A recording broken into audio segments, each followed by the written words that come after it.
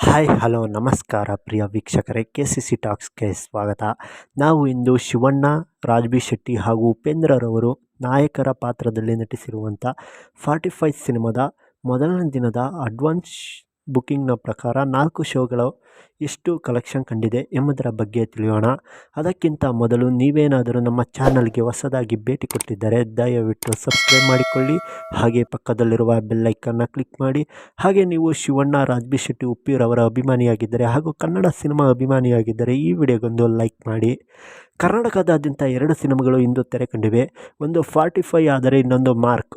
45 cinema ಅತ್ಯದ್ಭುತವಾದಂಥ premiere ಶೋಗಳಿಂದಲೇ ಅತ್ಯದ್ಭುತ ರೆಸ್ಪಾನ್ಸ್ ಪಡೆದುಕೊಳ್ಳುವಲ್ಲಿ ಯಶಸ್ವಿಯಾಗಿತ್ತು. ಹಾಗೆ ಸಿನಿಮಾ ಅತ್ಯದ್ಭುತವಾಗಿ ಮೂಡಿಬಂದಿದ್ದು, ಸಿನಿಮಾ ಆಗಸ್ಟ್ನಲ್ಲಿಯೇ ತೆರೆ ಕಾಣಬೇಕಾಗಿತ್ತು. ಆದರೆ ಕಾರಣಾಂತರಗಳಿಂದ ತೆರೆ ಕಾಣದೆ ಡಿಸೆಂಬರ್ 25ನೇ ತಾರೀಕು ತೆರೆ ಕಂಡಿದೆ. ಹಾಗೆ ಬಾಕ್ಸ್ ಆಫೀಸ್ನಲ್ಲಿ ತುಂಬ ಕ್ಲಾಶ್ ಆಗುವ ಸಾಧ್ಯತೆ ಎಂದು ಮಾತಿದ್ದವು. ಆದರೆ 2 ಸಿನಿಮಾಗಳಿಗೂ ಅತ್ಯುತ್ತಮವಾದಂಥ ರೆಸ್ಪಾನ್ಸ್ನಿಂದ ಅಡ್ವಾನ್ಸ್ ಬುಕ್ಕಿಂಗ್ನ ಪ್ರಕಾರ 4 ಶೋಸ್ನಲ್ಲಿ ಸಿನಿಮಾ ಬರೋಬ್ಬರಿ ಕರ್ನಾಟಕದಲ್ಲಿ 7,22,00,000 ರುಗಳು ಕಲೆಕ್ಷನ್ ಕಂಡಿದೆ ಅಂತ ಹೇಳಬಹುದು. ಈ ಸಿನಿಮಾ ಡಿಸೆಂಬರ್ 25ನೇ ತಾರೀಕು ಬರೀ ಕನ್ನಡದಲ್ಲಿ ತೆರೆ ಕಂಡಿರುವ ಕಾರಣದಿಂದ ಬರೀ ಕರ್ನಾಟಕದಲ್ಲಿ ಮಾತ್ರ ಸಿನಿಮಾ ತೆರೆ ಕಂಡಿದೆ.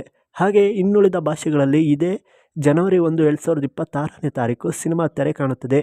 ಆಗ ಯಾವ ರೀತಿ ರೆಸ್ಪಾನ್ಸ್ ಸಿಗುತ್ತದೆ ಎಂದು ಕಾದು ನೋಡಬೇಕಾಗಿದೆ. ಹಾಗೆ ಸಿನಿಮಾ ಅತ್ಯದ್ಭುತವಾಗಿ ಮೂಡಿಬಂದಿದ್ದು, ಸಿನಿಮಾವನ್ನು ನೋಡಿದವರು ಸಿನಿಮಾ ಹೇಗಿತ್ತು ಎಂದು ಕಮೆಂಟ್ ಮಾಡಿ ತಿಳಿಸಿ.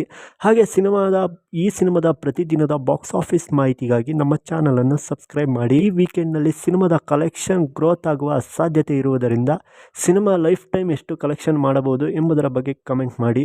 ಮುಂದಿನ ವಿಡಿಯೋದಲ್ಲಿ ಸಿಗೋಣ. ಎಲ್ಲರಿಗೂ ನಮಸ್ಕಾರ.